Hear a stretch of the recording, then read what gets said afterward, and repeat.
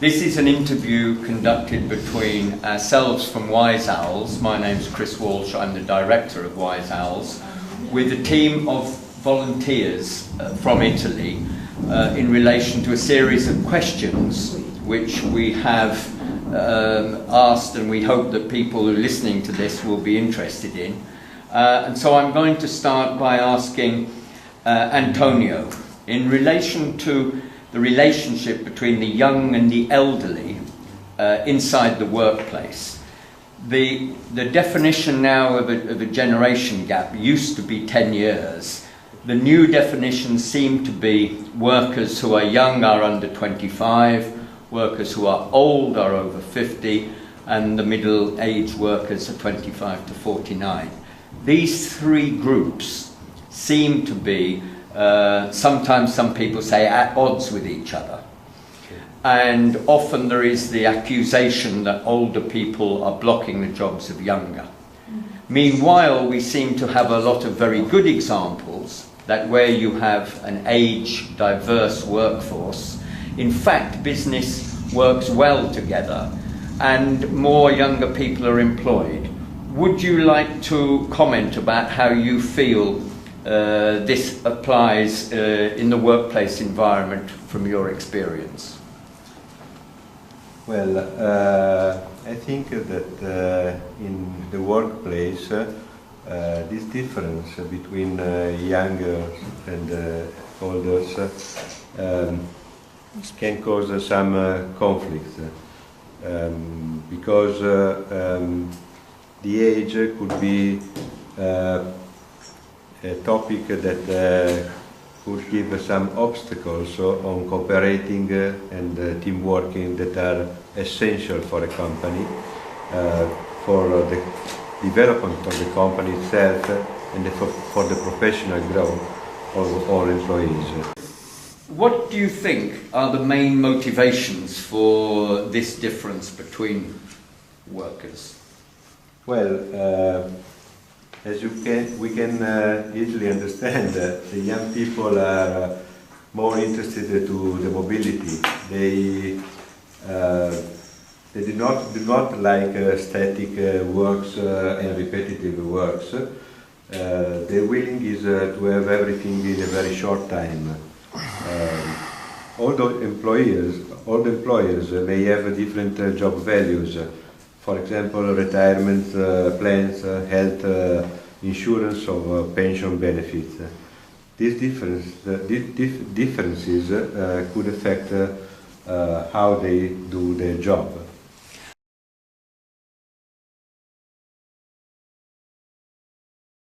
Okay, go. The role of women in society in achieving equality and of opportunity in social, economic, political roles is critical. How are these remaining unchanged over the years?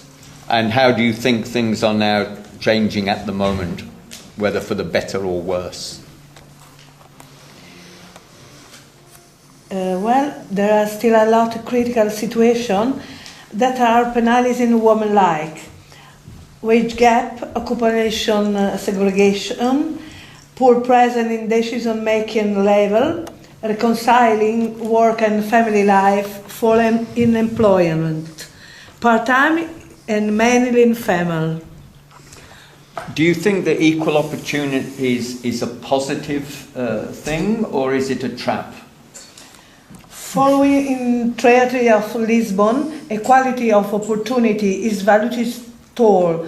In reality, this principle and theory are not actually employed.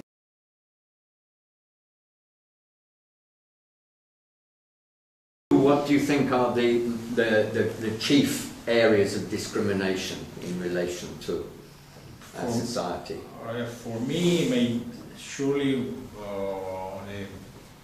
in my experience,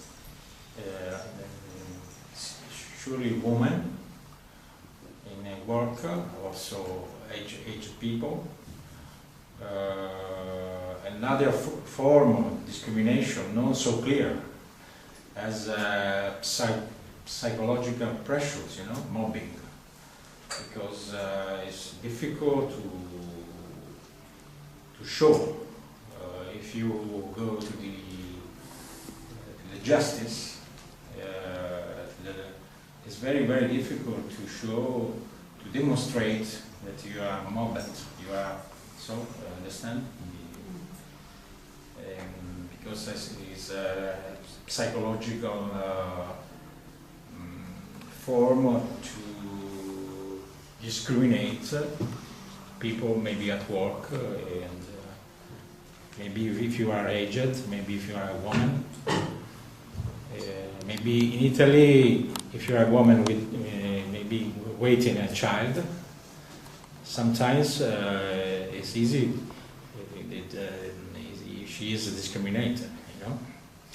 In England, the equality legislation applies to equality for people regardless of their gender, men or women, regardless of their age, regardless of their ethnic origin or colour, regardless of their sexual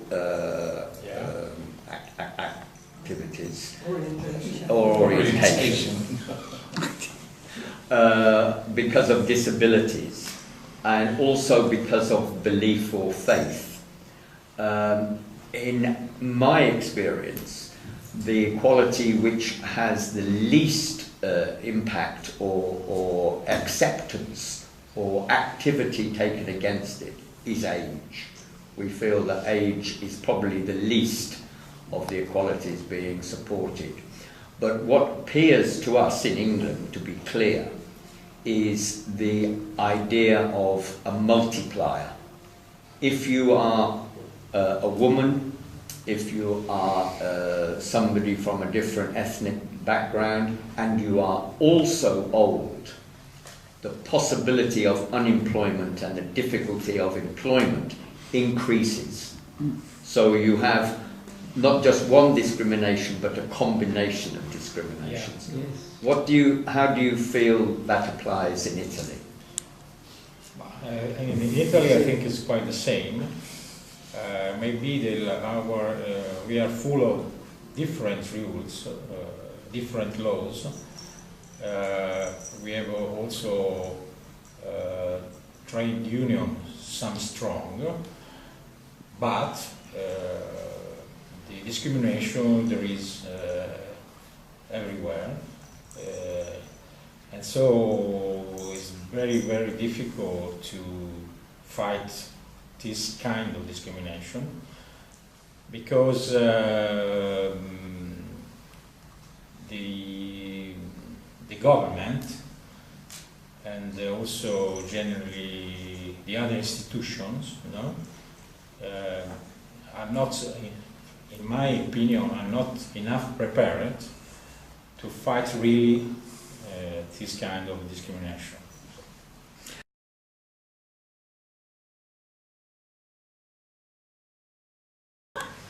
How do you consider your experience of activity here in London? I consider myself very, very lucky because I was given this opportunity, and I think, well, I'm sure that even for my colleagues it's been the same, so a very successful experience. For some reasons. The first one was the opportunity to visit London not as a tourist but in the real life. So we have, of course, an apartment and we had to buy food. So we had to go into the supermarkets. We could, of course, we compared the prices. And we could find some strange things like Italian food that sometimes cost less than in our supermarkets, or other stuff like shampoo, you know. In Italy they are very expensive. You can find them here in a very low price. So apart from the transportation and the flat rent, we could notice that the living expenses are not so high. And consider that in Milan and Rome, the flats are really expensive, like in London. So compare the two situations and the wages, the average wages, we say that it's a better situation than Italy. That regarding the living cost, about we could notice, for instance, that everybody here is connected with projects. So there's a project culture that in Italy is missing quite a lot, because we, for instance, we haven't got the same information as you have about the European Commission, for instance, or European projects, or just only the trusts. In Italy, we have the problem of the organization, non-profit organization that always miss funds, but because it's very difficult to get them, and let's say that there are not so many grants or calls issued by the institution or funders. So we have that problem, so shortage of funds, of grants, and shortage of people who makes projects, I think.